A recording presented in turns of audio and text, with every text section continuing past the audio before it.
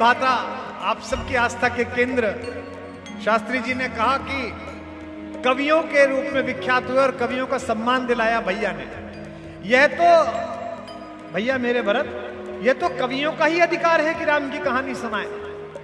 कृष्ण की कहानी संत सुना सकते हैं, शंकर की कहानी संत सुना सकते हैं, हनुमान जी की कहानी पीठाधीश्वर सुना सकते हैं। राम जी हमारा नाम पट्टा लिख कर गए कि कवि सुनाएंगे, क्योंकि ये कहानी पहली बार कवि कुल गुरु महर्षि वाल्मीकि ने सुनाई थी। सबसे पहले कवि ने ही सुनाई। और अगली पंक्ति पर तो पूरा बुंदेलखंड नृत्य कर जाएगा। इसके बाद अगर किसी व्यक्ति ने इस कहानी को विश्व के आस्तिकों के घर घर पहुंचाया था तो वो भी बुंदेलखंड की माटी का लाल, बुंदेलखंड में लिखने वाला मेरा बाबा तुलसीदास था, जिसने सबसे पहली बार। बुंदेलखंड के लोगों, आपके सौभाग्य से ईर्ष्या होती है, आपकी भाषा से ईर्ष्या होती है। दुनिया में किसी भाषा को यह सम्मान नहीं मिला कि उसकी कविता एक आस्तिक अपने घर के मंदिर में ले जाके रखे। यह केवल बुंदेली भाषा को सौभाग्य मिला कि बाबा तुलसी द्वारा बुंदेली में लिखी गई कविताओं की पुस्तक, चाहे कवितावली हो, चाहे विनय पत्रिका हो, चाहे मानस के छंद हो, वो भगवान के वहीं जहां विग्रह रखे जाते हैं वहीं रखा जाता है। और कोई मुझसे पूछता है कि इस भाषा को, अवधि को इतना सम्मान क्यों मिला? इसमें तो बाबा ने बस बोल दिया, गीत बन गया। ये तो भाषा ही इतनी सरस है। मेरा तो अब कैसा मैं भाग्य बताऊं, मैं मेरठ कमिश्नरी में पैदा हुआ, गंगा और जमुना के बीच में। हमारी भाषा थोड़ी खड़ी है, कानों में लगती है। आप तो ऐसी बढ़िया भाषा में भैया मेरे पैदा हुए, इनका फोन आता है ना तो ऐसा लगता है कि कवि सम्मेलन चल रहा है। मैं पूछता हूं भैया कहां? दादा अवई तो इतने ही हते, अवई चले गए थे होते हैं। इतना आनंद बरसता है। ये बुंदेली का लालित्य है। यहां तो दो लोग बात करें आपस में तो ऐसा लगता है कि आहा हा गीत चल रहा है।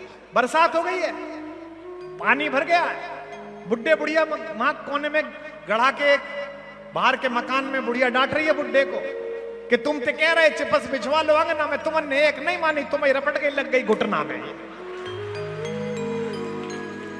ये बुंदेली का सौभाग्य है। महर्षि वाल्मीकि कवि कुल गुरु ने यह कविता गाई। और देखिए कैसा सौभाग्य मुझे याद आता चला जा रहा है। शायद ये इस जगह की महिमा है, इस भूमि का पुण्य प्रताप है।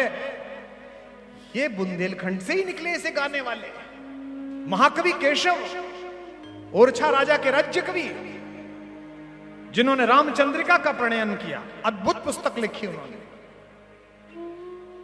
कंबन ने राम कथा गाई, वे भी कवि थे। केशव ने राम कथा गाई, वे भी कवि थे। और जिसका नाम ले रहा हूं, अंतिम बार प्रामाणिक राम कथा जिस व्यक्ति के मुंह से निकली है वो भी बुंदेलखंड का, झांसी जिले के चिरगांव में रहने वाले राष्ट्रकवि मैथिली शरण गुप्त ने साकेत के रूप में यह कविता गाई।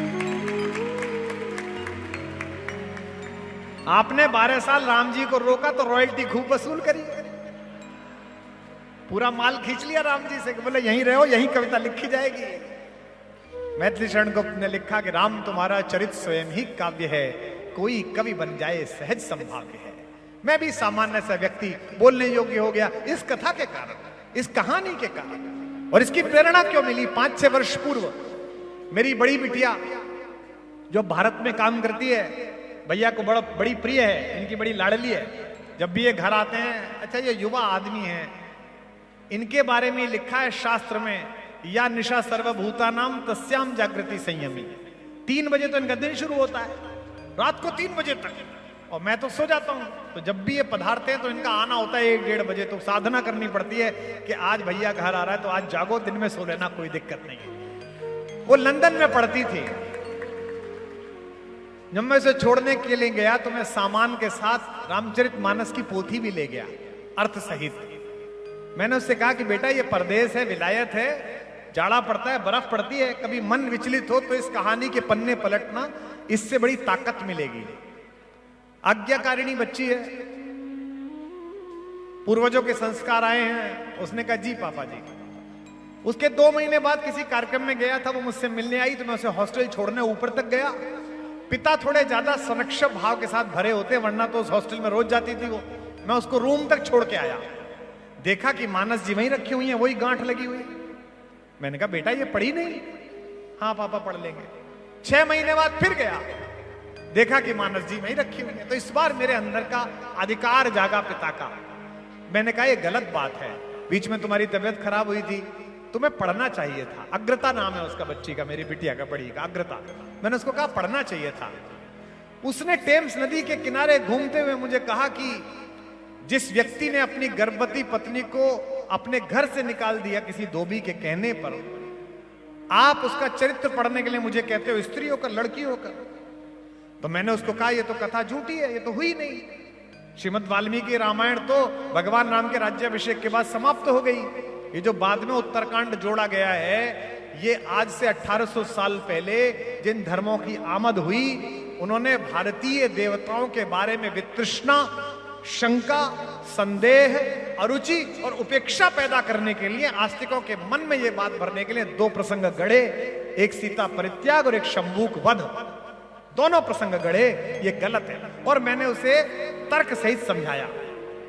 उसने मुझसे कहा तो अद्भुत बात है, मेरी सहेलियों को भी समझाओ।